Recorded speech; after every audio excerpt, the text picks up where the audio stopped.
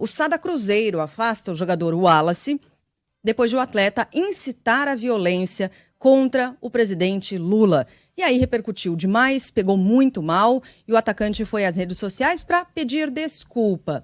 A Luciana Viana está com a gente ao vivo, direto de BH, vai contar essa história se você não acompanhou aí as repercussões e o fato em si ao longo do dia de ontem. Lu, conta pra gente, bom dia, seja bem-vinda.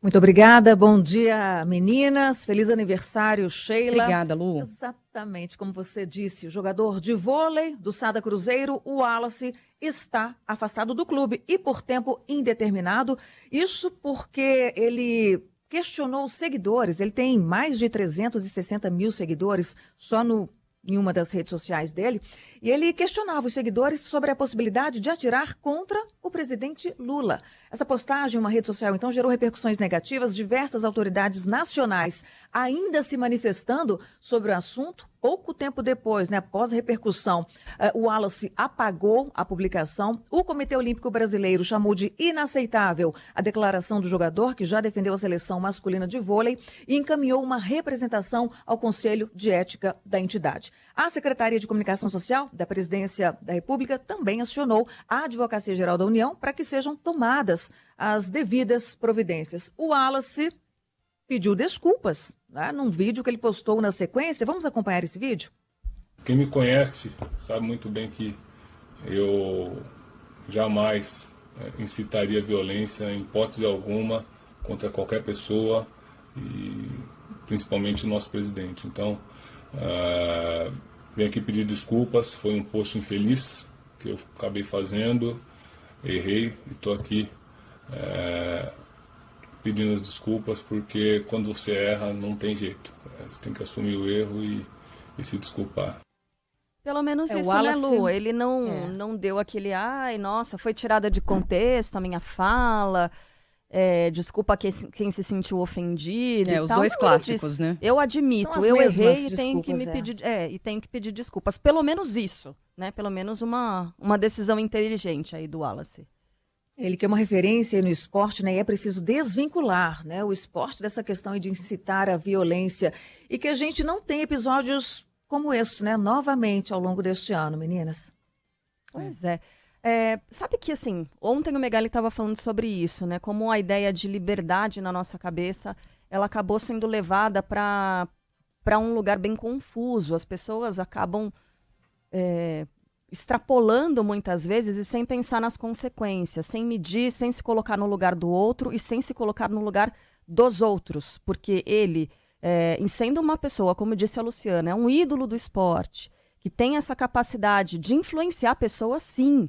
Quando ele coloca um conteúdo como esse nas redes sociais dele, e é interessante porque, assim, a gente costuma falar, né, Sheila, quando a gente vai em eventos e tal do rádio e TV são meios de comunicação muito diferentes, porque enquanto a TV é algo que não aproxima tanto o público, o telespectador do apresentador, é uma relação diferente. No rádio, a gente está do lado do ouvinte, que está no carro agora, que está em casa tomando café da manhã com a gente. É uma relação muito próxima. E as redes sociais, elas têm essa capacidade também.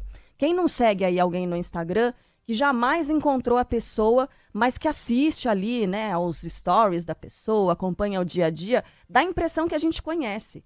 Então, quando uma pessoa que tem esse poder de influência no esporte e nas redes sociais, quando ela insere um conteúdo como esse, ela tem sim a capacidade de influenciar pessoas.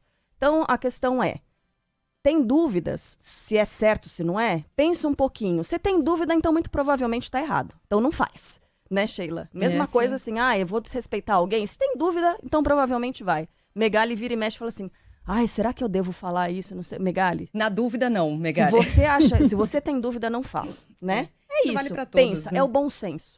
Até porque foi o que você começou falando aqui, e a gente tem insistido muito nessa tecla, que é importante, porque aqui nesse espaço a gente também propõe reflexões conjuntas com os nossos ouvintes. Essa história do argumento da liberdade plena de expressão, e ela não existe a liberdade absoluta de expressão, porque se todos decidirmos exercermos a liberdade plena, a gente ultrapassa a liberdade do outro, o direito do outro. Para isso há uma Constituição, para isso há Código Penal, para isso há regras para que a gente viva em sociedade, né? Então, quando você se veste sob o manto do argumento da liberdade extrema, da liberdade absoluta, para fazer e dizer o que quiser, isso tem consequência, e muitas vezes criminais, né? Quando você usa uma rede para disseminar o ódio, quando você usa uma rede para propagar mentira, para propagar também o ódio, isso tem consequências, e tem de ter mesmo. Nossa liberdade não é absoluta, né? Fosse absoluta, a gente não teria nenhum código penal para punir. Até onde vai? Até onde você pode ir? Você pode matar alguém? Não. Nosso código penal diz que não. Você não pode. Tem uma pena prevista, né? Então, é importante que a gente faça essa reflexão aqui, em especial aquelas pessoas que podem contribuir para o comportamento e que influenciam o comportamento das outras pessoas.